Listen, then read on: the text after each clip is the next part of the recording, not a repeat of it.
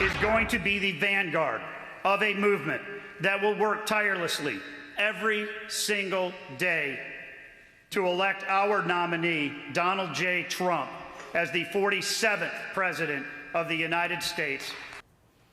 It's a changing of the guard and of leadership as the Republican National Committee shakes things up under former President Trump. Dozens of officials are being pushed out in favor of those with allegiances to Trump. A Politico report revealing more than 60 RNC staffers who work across the political, communications, and data departments will be let go. The future of the party expected to be led by two individuals with strong ties to North Carolina, Michael Whatley as the party's new national chairman, and the former president's daughter-in-law, Laura Trump, serving as co-chair.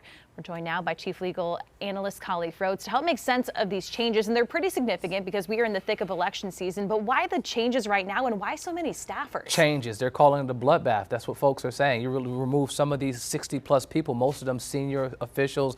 That's what happens when you have a changing of the guard. But it taps into the leadership style of the individual that's coming in. Michael, what he did in North Carolina was strategic. He has a goal of trying to go after the courts, and they did an excellent job sweeping the courts in the last election here.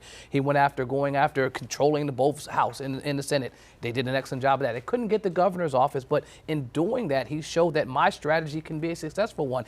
And you don't need communications folks on a high level. You don't need all these individuals doing the old way of doing it. It's legal, legal, legal. He laid out that foundation when he spoke at CPAC. He did an excellent job talking about his goal to do it here. And in terms of legal, he had 100+ volunteers across the state, being in basically every polling county that he could be in, and he had individual volunteers at polls watching. He is someone that has echoed the rhetoric from the former president that there is mass spread voter fraud and election fraud across the country, even though it has been unfounded and unsubstantiated. He has echoed that, and because he echoes that, he's went out and got lawyers everywhere to be in place to fight it.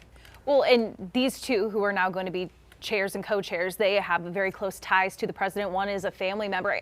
How unusual or usual is that to have such close ties to whoever is going to be the presumptive nominee in this case? Extremely unusual, but what I can tell you is the former president, it shows that his hands and his footprint is still on this entire process, because they were trying to handpick these folks when Nikki Haley was still in the race, when he still had another opponent within the Republican primary process. And so he wanted to ensure that Laura Trump, could go out there and handle the fundraising portion. And this individual that he thought won North Carolina and had an absolute, monster strategy for winning the overall election was someone that could go out there and be the handpicked person that could lead this effort. The only problem is the former RNC chair, who was there for the longest person in the modern era, he handpicked her as well. And so what you have to remember is that the former president, just like on the TV show, he loves you until you're fired. And so while he did want to fire her, and now she has since been removed, this new individual's in the place because the president likes his strategy today.